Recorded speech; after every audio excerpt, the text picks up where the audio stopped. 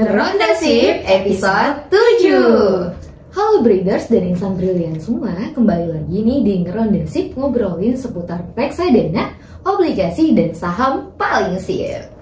Nah, kali ini Ngeronda Sip kedatangan bintang tamu spesial nih, ada dari BNI Asset Management. Boleh diperkenalkan diri dulu, Mbak? Selamat sore Mbak Insan, salam kenal. Saya Amelia Sintama, Manager Channel Distribution dari PT BNI Asset Management. Terima kasih telah mengundang kami. Suatu kehormatan buat kami bisa ngobrol sih, interaksi langsung dengan agen penjual reksadana kami, yaitu BRI Dana Reksa Sekuritas.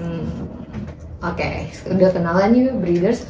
Mungkin sebelum kita masuk ke pembahasan, kita boleh dong berkenalan lebih dalam nih Mbak mengenai BNI Asset Management. Mungkin orang-orang familiar mengenai Bank BNI sendiri, boleh jelaskan dulu. Oke, terima kasih sekali lagi. Mungkin saya mau branding sedikit. BNI Asset Management itu memang adalah part dari grupnya BNI. Kami itu sudah berdiri awalnya itu tahun 23 Oktober 1995. Kami masih bergabung dengan BNI Sekuritas.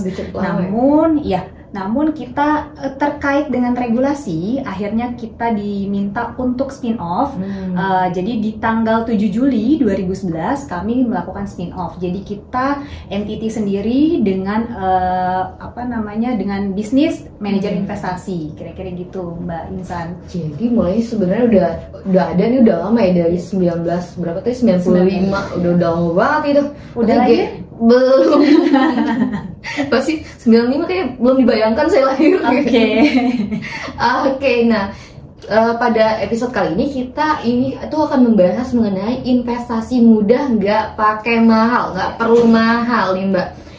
Sebagai Gen Z sebenarnya bingung ya, gimana sih Mbak cara awal kita untuk mulai berinvestasi. Apalagi Gen Z itu banyak ketakutannya, takut loss gimana, banyak investasi bodong. Boleh dong dikasih saran sedikit gimana kita memulai untuk berinvestasi? Oke, ini sedikit sharing aja ya, mungkin karena saya mungkin lahir lebih dulu, jadi mungkin bisa dibilang lebih senior ya. Mungkin saya memberikan sedikit gambaran tentang gimana sih caranya kita kenalan sama investasi. Satu, yang pasti kita harus belajar. Kalau kita nggak belajar, otomatis kita nggak akan dapet tuh apa sih manfaatnya dari investasi, tujuannya apa. Jadi kan kalau misalnya hierarkinya manusia itu kita tiap hari harus belajar. Even kita ketemu orang itu bukan berarti kita nggak dapet ilmu loh. Walaupun kita hanya ngobrol atau apa, itu yang mau saya tekankan lagi. Kalau bisa setiap apapun, jenis apapun, mau yang bukan investasi pun kita harus punya ilmunya dulu nih, pelajari dulu. Kalau pelajari kita kan tapi juga jangan dulu hanya belajar. Coba, kalau kita udah belajar, kemudian kita nggak coba, kita nggak akan tahu nih apakah benar nih hasil akademik kita. Pas kita praktekkan ternyata tidak sesuai gitu, mungkin perlu adjustment atau apa. Dan biasanya sharing dengan yang sudah pernah mengalami mungkin profit atau mungkin loss, atau mungkin dia tipikalnya seperti apa, pelajari juga itu dari senior-senior yang sudah ada mungkin di lingkungannya Mbak Insan sendiri. Karena kalau dari belajar aja kita nggak bakal tahu nih di depannya tuh bakal kayak gimana. Kan banyak kondisi-kondisi yang kita nggak tahu ya Mbak mengenai investasi, yang nggak bisa kita belajarin by reading gitu. Ya, biasanya justru karena sebenarnya yang jadi patokan itu kan textbooknya ya. Kalau textbooknya kita sudah tahu, kemudian dari textbook itu kita coba terapkan, tapi kan di lingkungan kita sebenarnya banyak sekali perubahan. Walaupun mungkin kecil, tapi itu ada perubahan yang perlu kita adjust. Jadi yang namanya manusia itu belajar tidak hanya textbook. Jadi kita lihat sekeliling kita. Kalau misalnya dirasa memang perlu ada adjustment, mungkin kayak sisi investasi nih, mungkin Mbak Insan saat ini mungkin kalau saya boleh tahu belum punya investasi. Kira-kira nih kalau Mbak Insan cuma belajar tapi Mbak Insan nggak coba, Mbak Insan nggak akan tahu rasanya itu berinvestasi seperti apa. Jadi kalau misalnya menurut saya selain belajar, coba dipraktekin, dimulai. Apalagi kan kalau untuk investasi yang paling mudah dan paling fleksibel, mungkin juga tidak terlalu banyak biayanya, mungkin bisa mulai dari reksadana. Wah, menarik, reksadana. Orang-orang tuh banyak familiar mengenai saham. Padahal kan investasi nggak melulu tentang saham maupun obligasi. Ada juga yang namanya reksadana ya Mbak. Iya. Boleh jelasin sedikit sih mengenai apa sih Mbak reksadana, terus secara konkretnya bagaimana bentuk reksadana itu sih Mbak? Oke, mungkin itu PR besar ya buat kami dari sisi manajer investasi untuk meliterasi nih, karena mungkin dari sisinya teman-teman sekalian lebih ke brainwash yang namanya investasi yaitu saham. Sementara reksadana itu adalah investasi di awal yang harusnya mereka sudah paham duluan nih. Reksadana itu kumpulan nih, misalnya Mbak Insan punya duit, let's say yang paling gampang itu misalnya 10.000 kita sudah bisa berinvestasi di reksadana. Mbak Insan punya 10.000, kemudian teman-teman yang ada di BRI Dana Reksa Sekuritas ini juga punya uang 10.000, tapi quantity dari investornya itu mungkin ada minimal AUM itu kan 10 miliar. Jadi dikumpulkanlah itu beberapa investor. Nah, itu yang akan menjadi kumpulan dana itu yang kita bikin produk reksadana. Nah, produk reksadananya itu pun juga tidak serta-merta ya udah dikumpulin, kita nggak tahu nih mau ngapain.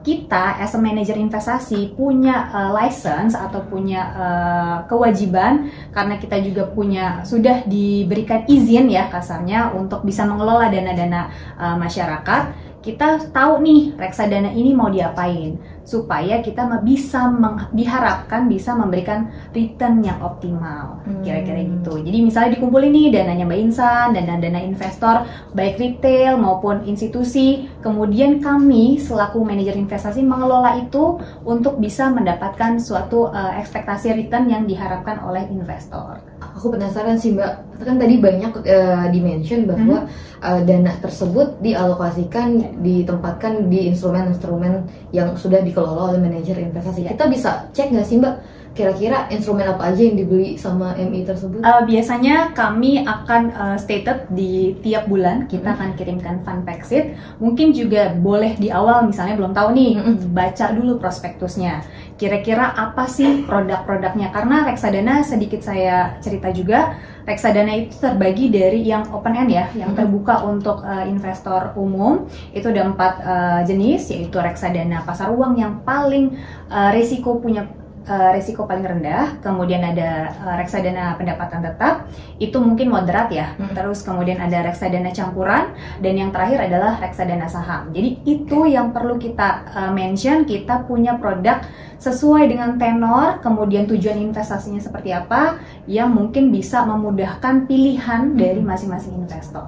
Oke, kalau di-mention kan tadi banyak ya Mbak jenis reksadana tuh apa, dan begitu pula produknya pasti banyak banget. Dari MI pasti punya produknya masing-masing, dan dari selat MI itu nggak punya, minimal nggak punya satu lah ya Mbak, pasti punya banyak produk. Nah, gimana sih Mbak cara kita milih MI yang baik dan juga produk yang baik untuk kita? Oke, mungkin sedikit informasi juga untuk kita pilih manajer investasi dulu nih ya. Kita klasifikasikan, kita cari manajer investasi yang baik itu seperti apa. Kita lihat apakah dana kelolaannya itu bisa dikatakan bertumbuh tiap tahunnya. Kalau kami alhamdulillah sampai saat ini kita ada di posisi peringkat 6 besar dengan total dana kelolaan itu sekitar 31 triliun sampai saat ini, dan kami masih konsisten berada di 6 besar. Nah, itu yang bisa dijadikan patokan awal. Acuan awal dulu deh. Oke, dana kelolaannya besar. Kemudian kita lihat performance dari masing-masing produknya. Jadi dia sudah berapa lama nih produk ini launching, kemudian performance seperti apa. Kita lihat return dia dari sejak inceptionnya itu seperti apa. Terus sesuai nggak dengan produk-produk yang jenis-jenis reksadananya. Khawatirnya kan misalnya dia bisa dikatakan reksadana pasar uang dengan ekspektasi return itu kan nggak terlalu tinggi ya.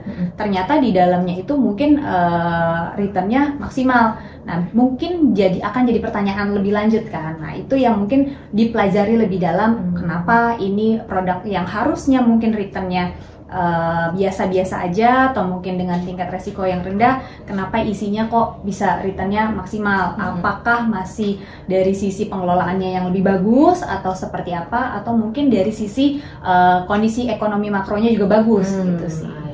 Sesuai dengan high risk, high return Mbak ya. Jadi harus benar-benar nih kalau bisa pilih MI yang ada di top 10 atau tadi BNIAM udah di top 6 ya. Iya, betul. Udah bisa dipastikan aman, trusted gitu. Iya. Kinerja lah, dari kinerjanya juga bisa dicek. Jadi tidak hanya dana kelolaan melulu, jadi kami juga dilihat dari performance-nya dan sudah sustain nggak, kira-kira ini produk sudah berapa lama. Kalau tadi di-mention bahwa sesuai nggak sih dengan kondisi ekonomi sekarang, bisa jadi performanya tinggi karena emang ekonomi lagi bagus ya Mbak. Betul. Nah kalau melihat kondisi ekonomi sekarang, base 7 days reverse repo rate kan di bulan Oktober kemarin naik 25 basis point dan stagnan di November kemarin di angka 6% ya Mbak. Itu ada dampak nggak sih Mbak ke produk reksadana pasar uang? Oke, mungkin sedikit gambaran sedikit saya kutip dari tim kami, otomatis itu akan ada efeknya. Tidak mungkin tidak ada efeknya. Itu mungkin menjadikan return dari produk kami juga bisa dikatakan lebih tinggi mungkin ya dibandingkan yang sebelumnya. Tapi kita juga harus tidak harus pede juga ya dengan return suku bunga BI rate itu naik gitu ya, serta merta kita pasti akan terus naik. Nah itu biasanya kita harus lebih aware jika ada kenaikan yang terlalu signifikan, kemudian kita kan tidak tahu nih kapan dia ada di puncak terus kemudian apakah tidak ada siklus dia akan turun.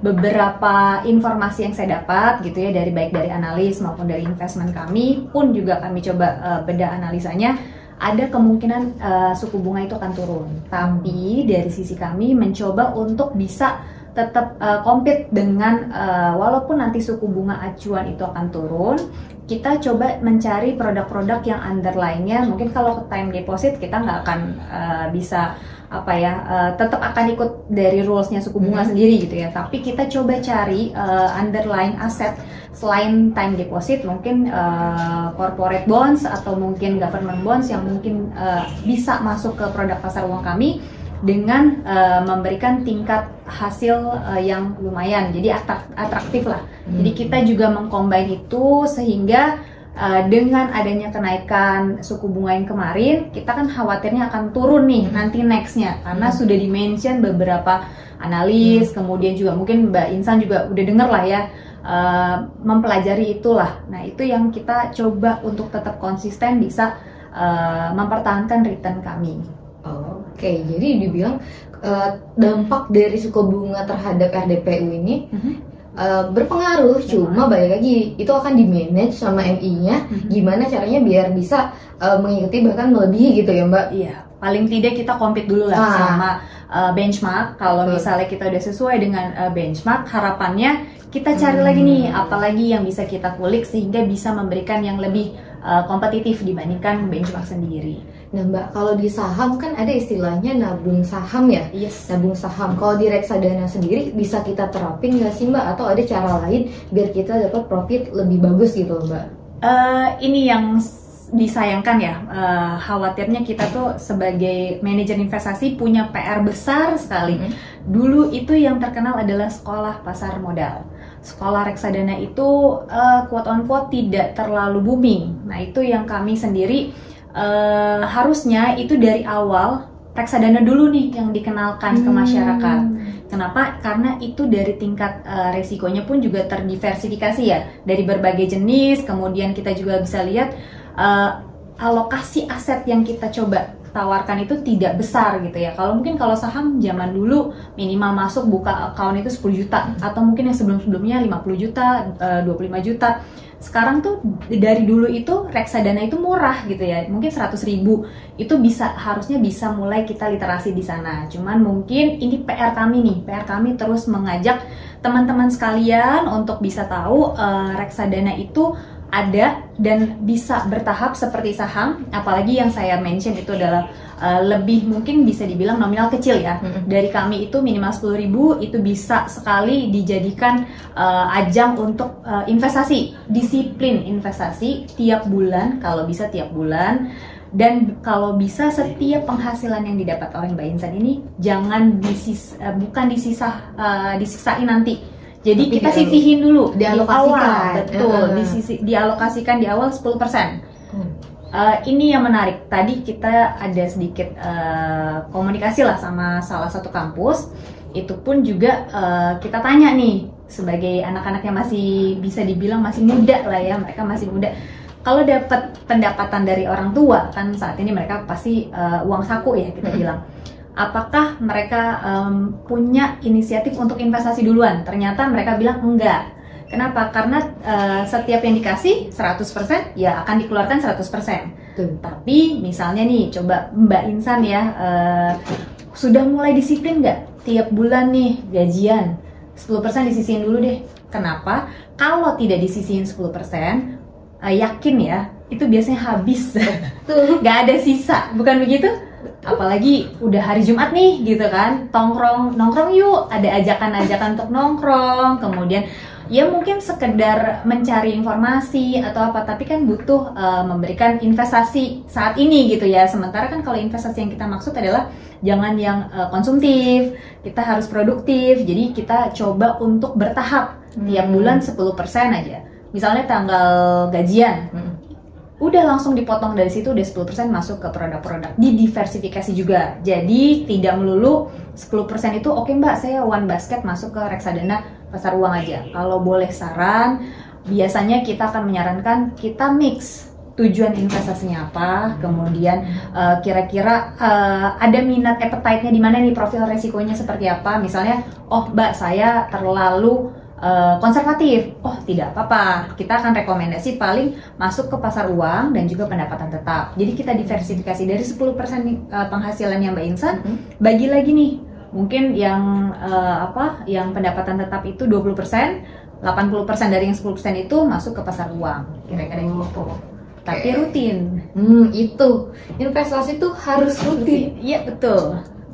Nah, tadi kan kita udah ngomongin cara per bulan gitu kan, kita harus mengalokasikan uang yang kita punya ini untuk berinvestasi.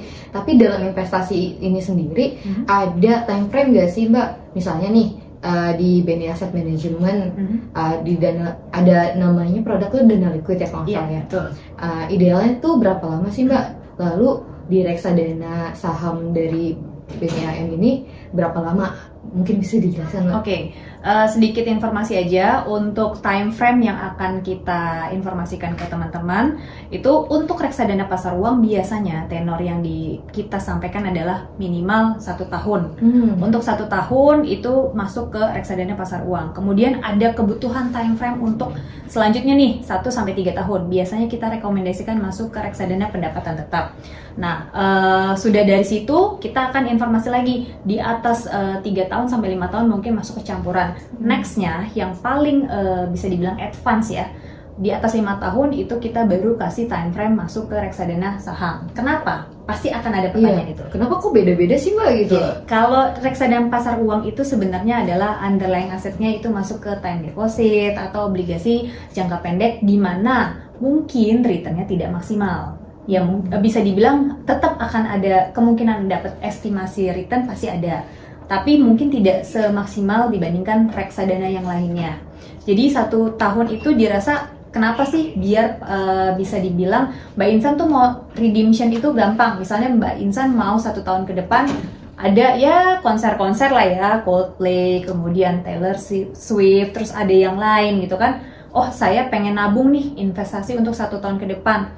Saya punya tiap bulannya 10%-nya let's say 100.000 gitu kan. Ya udah kita mulai dari situ aja masuk ke sana karena dirasa itu paling tidak terlalu fluktuatif, dari sisi risiko pun juga tidak terlalu fluktuatif. Jadi nilai pokoknya dianggap kemungkinan estimasi tidak akan berkurang dari nilai yang sudah diinvestasikan.